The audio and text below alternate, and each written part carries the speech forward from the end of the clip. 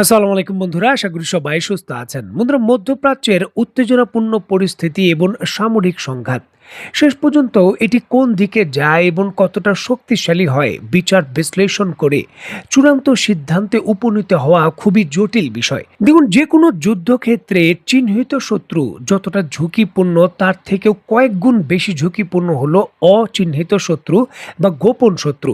কারণ গোপন শত্রুর কোনো ধরনের হামলা করার পূর্ব পরিকল্পনা থাকে না। আর এই জন্যই কিন্তু মধ্যপ্রাচ্যের বিষয়গুলো জটিল।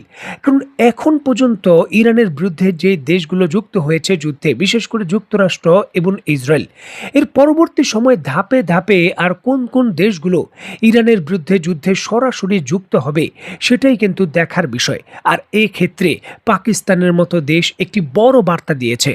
দেখুন, হাওয়ার উপর খবর নয়, একেবারে পাকা খবর। স্ক্রিনে নিশ্চয়ই আপনারা দেখতে পাচ্ছেন, দ্য নিউ ইয়র্ক টাইমস থেকে শুরু করে বর্তমান পৃথিবীর বড় বড় সংবাদ মাধ্যম তারা নিশ্চিত করছে যে পাকিস্তান ইরান এবং যুক্তরাষ্ট্রের মধ্যে নিরপেক্ষ মধ্যস্থতাকারী দেশ হিসাবে মধ্যস্থতা করছে।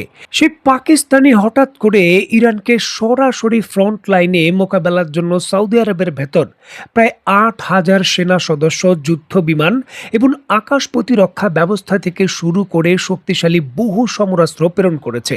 আর আন্তর্জাতিকভাবে মধ্যপ্রাচ্যের ইস্যুকে কেন্দ্র করে একটি পারমাণবিক দেশের এত বড় ধরনের পদক্ষেপ নতুন করে বড় চাঞ্চল্য তৈরি করেছে। দেখুন, আন্তর্জাতিক রিপোর্ট বলছে পাকিস্তান সৌদি আরবের যে পূর্বাঞ্চলীয় প্রদেশ রয়েছে সেখানে এই বিপুল পরিমাণের সামরিক সরঞ্জাম মোতায়েন করেছে। নির্দিষ্টভাবে বলতে গেলে যে দহরান শহর রয়েছে সেখানে অবস্থিত কিং আবদুল্লাহ যে বিমান ঘাঁটি রয়েছে বা এয়ার বেস রয়েছে, পাকিস্তানের যুদ্ধ বিমান এবং সেনাবাহিনী সেখানে অবস্থান করছেন। স্ক্রিনে নিশ্চয়ই আপনারা দেখতে পাচ্ছেন এই কিং আবদুল্লাহ এয়ার বেসের দৃশ্য, যেখান থেকে পুরোপুরিভাবে একেবারে ইরানের ফ্রন্ট লাইনে যে কোনো পরিস্থিতি মোকাবেলার জন্যই এই বিপুল পরিমাণের সামরিক সদস্য এবং বিপুল পরিমাণের যে সামরিক সরঞ্জাম রয়েছে পাকিস্তান মোতায়েন করেছে।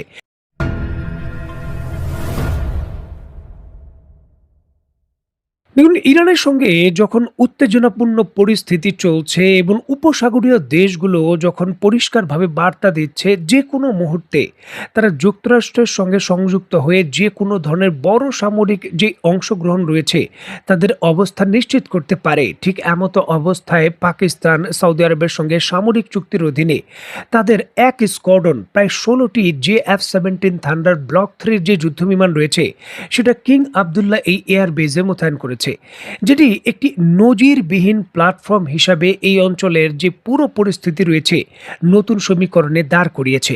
দেখুন, JF-17 থান্ডার যুদ্ধ বিমানগুলো চীনা এভিওনিক্স সিস্টেমে আধুনিকভাবে সুসজ্জিত এবং এই যুদ্ধ বিমানগুলো চীনের তৈরিকৃত যে বিখ্যাত PL-15 মিসাইল রয়েছে, যেগুলোর রেঞ্জ বলা হয় প্রায় ৩০০ কিলোমিটার, সেই ধরনের যে মিসাইল রয়েছে তা বহন করতে পারে। এটি সরাসরি সৌদি আরবের ভূখণ্ড থেকেই একেবারে ইরানের উপকূলে উড্ডয়নরত যে কোনো ধরনের ইরানের যুদ্ধ বিমান বা যে কোনো ধরনের যে হেলিকপ্টার রয়েছে, অ্যাটাক হেলিকপ্টার বা কার্গো হেলিকপ্টার, তার বিরুদ্ধে আঘাত আনতে পারবে। এবং পার্সিয়ান সাগরের একেবারে লাইন ধরে ইরানের যত জাহাজ রয়েছে সেই সকল জাহাজগুলোর বিরুদ্ধেও এখান থেকে ব্যবহার করা যে এন্টিশিপ মিসাইল রয়েছে তা ব্যবহার করা সম্ভব। দেখুন, পাকিস্তান সৌদি আরবের ভেতর ইরানের সম্ভাব্য হামলা মোকাবেলার জন্য শুধুমাত্র JF-17 থান্ডার ব্লক 3 যুদ্ধ বিমানই নয়, এর সঙ্গে সঙ্গে পূর্ণাঙ্গ একটি ইউনিট HQ-9 চীনের তৈরি যে আকাশ প্রতিরক্ষা ব্যবস্থা রয়েছে তা মোতায়েন করেছে। দেখুন, একেবারে নিঃসন্দেহে HQ-9 বর্তমান পৃথিবীর অন্যতম আধুনিক এবং দূরপাল্লার প্রতিরক্ষা ব্যবস্থা। এটি রাশিয়ার বিখ্যাত S-300 এবং আমেরিকার যে প্যাট্রিয়ট সিস্টেম রয়েছে তার সমকক্ষ মনে করা হয় এবং এর রেঞ্জ প্রায় ২০০ থেকে ৩০০ কিলোমিটার। দেখুন, চীনের দাবি অনুসারে ভূপৃষ্ঠ থেকে শুরু করে ৩০ কিলোমিটার উচ্চতায়, মানে ভূমি থেকে প্রায় ১,০০,০০০ ফুট উচ্চতায় থাকা লক্ষ্যবস্তুতে নিখুঁতভাবে আঘাত করতে পারে এই আকাশ প্রতিরক্ষা ব্যবস্থা। দেখুন, এই আকাশ প্রতিরক্ষা ব্যবস্থার রাডার অত্যন্ত শক্তিশালী। অ্যাক্টিভ ইলেকট্রনিক্যাল স্ক্যান্ড এরে এশা রাডারের সাথে এটি ১২০টির লক্ষ্যবস্তুর টার্গেটকে ট্র্যাক করতে পারে এবং একই সঙ্গে একাধিক মিসাইলের দিক নির্দেশনা করে সেগুলোকে ধ্বংস করতেও পারে। এটি শুধু সাধারণ যুদ্ধ বিমান বা ড্রোন নয়, বরঞ্চ অত্যন্ত দ্রুত গতির যে ব্যালিস্টিক মিসাইল রয়েছে এবং নিচু দিয়ে উড়ে আসা যে ক্রুজ মিসাইল রয়েছে মাঝ আকাশে ধ্বংস করতে পারে। ইরানের জন্য এটি একটি অত্যন্ত গুরুত্বপূর্ণ স্ট্র্যাটেজিক চ্যালেঞ্জ, কারণ তাদের ড্রোনগুলো এবং বিভিন্ন ধরনের যে ব্যালিস্টিক মিসাইলগুলো এখন কিন্তু পাকিস্তানের সহযোগিতায় সৌদি আরব খুব ভালোভাবেই প্রতিহত হয়তো করতে পারবে। এখন প্রশ্ন হলো যে এই অস্ত্রটি চীনের তৈরি, তাহলে পাকিস্তান ইরানের বিরুদ্ধে স্ট্র্যাটেজিকভাবে এটি কি করে মোতায়েন করলো? চীন কেন বাধা দিল না? দেখুন, চীনের অস্ত্রগুলো বিক্রির যে চুক্তি হয় সেই চুক্তির শর্তে পরিষ্কারভাবে বলা থাকে, যখন কোনো অস্ত্র বিক্রি করা হবে চীনের, সেই অস্ত্রটি সেই দেশের মালিকানায় চলে যাবে। সেই দেশ অন্য দেশের কাছে সেটি হস্তান্তর বা বিক্রি করতে পারবে না, তবে সেই দেশের বাইরে যে কোনো স্থানে সে তার প্রয়োজনে সেটা মোতায়েন করতে পারবে। চীন সেক্ষেত্রে কোনো ধরনের বাধা দেয় না এবং দিবেও না। এর পূর্বে সংযুক্ত আরব আমিরাতের ক্ষেত্রেও এমনটা দেখা গেছে। চীন থেকে শর্ট রেঞ্জের আকাশ প্রতিরক্ষা ব্যবস্থা যেগুলো তারা ক্রয় করেছিল, সেই আকাশ প্রতিরক্ষা ব্যবস্থাগুলো তারা সরাসরি যে সুদান রয়েছে র্যাপিড ফোর্স তাদের দিয়েছিল এমন অভিযোগ রয়েছে। সেক্ষেত্রে চীন কিন্তু কোনো ধরনের প্রতিবন্ধকতা তৈরি করেনি, কারণ সংযুক্ত আরব আমিরাতের আর্মি সেখানে ছিল, বা এই জায়গায় পাকিস্তানের আর্মি নিজেরাই এটা অপারেট করবে। সেক্ষেত্রে প্রযুক্তিগত যে বিভিন্ন ধরনের সমীকরণ রয়েছে তা দ্বিতীয় বা তৃতীয় হাতে চলে যাওয়ার ঝুঁকিটা কম। এখানে নিজের স্বার্থে যে দেশ ক্রয় করেছে অস্ত্র, তার স্বার্থে সে ব্যবহার করছে। চীন ক্ষেত্রে যুক্তরাষ্ট্রের মতো কোনো বাধা দেয় না।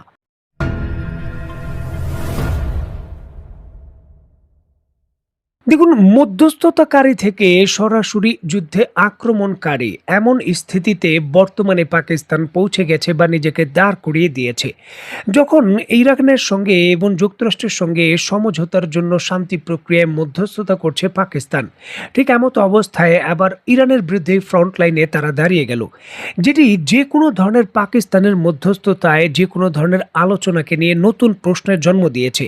তাহলে কি পাকিস্তান আলোচনার নাম করে এখানে যুক্তরাষ্ট্রকে কিছুটা সময় ক্ষেপণের সুযোগ করে দিয়েছিল, বা এই ধরনের পাকিস্তানের মধ্যস্থতাকারীর পদক্ষেপ যুক্তরাষ্ট্রকে নিজেকে রিলোড করার সুযোগ হিসাবে ব্যবহার করছে? বিশেষ করে যখন যুক্তরাষ্ট্রের ইন্টারসেপ্ট বা আকাশ প্রতিরক্ষা ব্যবস্থার মিসাইলের সংকটের বিষয়টা প্রকাশ্যে এসেছে। সিআইএ এবং অন্যান্য গোয়েন্দা সংস্থার রিপোর্টেও বলা হচ্ছে যে আকাশ প্রতিরক্ষা ব্যবস্থা দ্বিতীয় ধাপে যদি যুদ্ধ শুরু হয়, ইরানের তা মোকাবেলার জন্য জরুরি ভিত্তিতে ইন্টারসেপ্ট প্রয়োজন। ঠিক এমতো অবস্থায় পাকিস্তানের এই আকাশ প্রতিরক্ষা ব্যবস্থা সৌদি আরবে মোতায়েন সেই ক্ষেত্রগুলোকে কিন্তু আরও শক্তিশালী করছে। প্রশ্ন এখানে এটাও রয়েছে, এর পূর্বে যখন ইসরায়েলকে লক্ষ্য করে ইরান থেকে মিসাইল এবং ড্রোন হামলা করা হয়েছিল সৌদি আরবের আকাশের উপর দিয়ে, তখন সৌদি আরব সেগুলোকে প্রতিহত করে দিয়েছে। সৌদি আরবের পক্ষ থেকে দাবি করা হয়েছিল যে কোনো পক্ষের মিসাইলই তারা তাদের আকাশ সীমা ব্যবহার করতে দেবে না। যদিও তাদের বিরুদ্ধেই অভিযোগ করেছিল ইরান যে তাদের আকাশসীমা ব্যবহার করেই এই ইরানে হামলা হয়েছে। এখন প্রশ্ন হলো যে সৌদি আরবের আকাশ ব্যবহার করে যদি ইরান সরাসরি ব্যালিস্টিক মিসাইল হামলা করে ইসরায়েলের বিরুদ্ধে, তাহলে পাকিস্তানের সেনাবাহিনী এই HQ-9 দিয়ে সেই মিসাইলকে কি ভূপাতিত করবে? কিন্তু সামরিক বিশেষজ্ঞরা আশঙ্কা করছেন যে এমনটা হওয়ার বড় ধরনের সম্ভাবনা রয়েছে। যদি এমনটা হয়, তাহলে পরোক্ষভাবে নয়, একেবারে বলতে পারেন অনেকটাই কিন্তু সরাসরি সামরিকভাবেই ইসরায়েলকে পাকিস্তানের সেটা সহযোগিতা হয়ে যাবে। দেখার বিষয় স্ট্র্যাটেজিকভাবে এই বিষয়গুলো কোথায় যায় এবং কি অগ্রগতি হয়। তো বন্ধুরা, আজকের মতো বিদায়। নতুন কোনো ভিডিও নিয়ে আবার দেখা হবে। সেই পর্যন্ত সবাই ভালো থাকবেন, সুস্থ থাকবেন এবং বাংলাদেশকে ভালোবাসবেন। আল্লাহ হাফেজ।